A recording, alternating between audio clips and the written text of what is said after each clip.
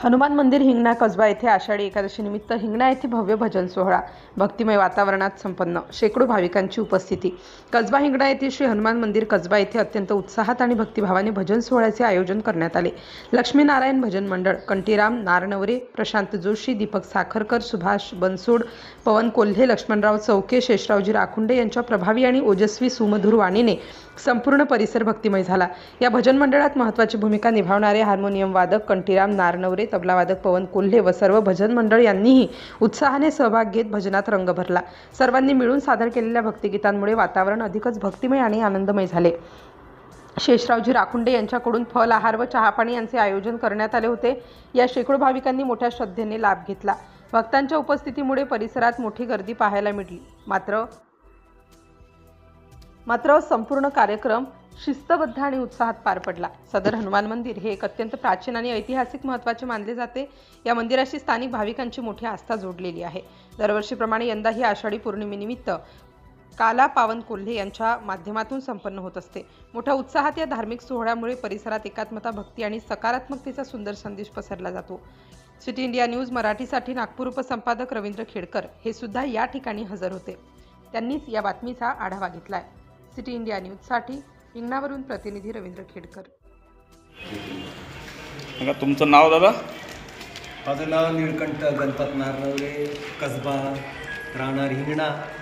आणि आषाढी निमित्त भजनाचा कार्यक्रम या ठिकाणी मारुती मंदिर देवस्थान, विठ्ठल मंदिर देवस्थान या ठिकाणी आता झालेला आहे। सकाळपासून कार्यक्रम सुरू झाला आहे। तसेच माझे भजन मंडळ श्री लक्ष्मीनारायण भजन मंडळ आहे आणि आम्ही इथं दर एकादशीला भजन करतो। आजच्या दिवशी आम्ही रात्री भजन न करता सकाळला दर्शन घेणे, सकाळला भजन करणे, पूजा करणे या निमित्तानं हे भजन आम्ही आषाढी कार्तिकला सकाळीच भजन करतो। आणि सर्व मंडळीची इच्छा बी होती, सर्वजण आले आणि आमची व्यवस्था करणारे आमचे राखुंडेजी, शेषरावजी हे नेहमी एकादशीची व्यवस्था करतात। आणि आमची मंडळी आज पवनजी कोल्हे तबला वाजवणारे आणि प्रशांत जोशी, लक्ष्मणजी चौके आणि दीपक साखरकर, प्रमोदजी वाकडे आणि पुरी महाराज हे सगळे उपस्थित आहे कार्यक्रमाला। आणि हा कार्यक्रम चांगल्या प्रकारे पार पडलेला आहे आणि भक्तांनी आषाढी एकादशीला येत राहावे, भजनामध्ये भाग घ्यावे आणि आपली संस्कृती जपून ठेवावी, हाच उद्देशाने भजन।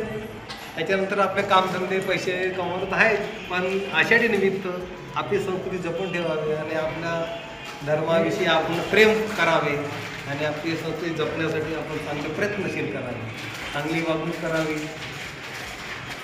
हाच माझे 2 शब्द बोलण्याचा तात्पर्य आणि इथेच माझी वाणी थांबवितो। आपल्या महाराष्ट्रात हिंदू रीतिरिवाजाप्रमाणे आजपर्यंत भजनाचा कार्यक्रम हा संध्याकाळी झाला। फक्त महाराष्ट्रात आपल्या सकाळी काकडा आरती हे आम्ही आमच्या 45 वर्षात बघितली, पण आज जो हा तुम्ही सकाळी भजनाचा कार्यक्रम घेतला याच्या मागचा उद्देश काय आहे? याच्या मागचा उद्देश असा आहे का सकाळी मंदिरामध्ये दर्शन करायला गेलं पाहिजे आणि आम्ही पंढरपूरच्या वारीला जातो असे अधूनमधून, तसे माझ्या 7-8, 10 वाऱ्या झाल्या आहे।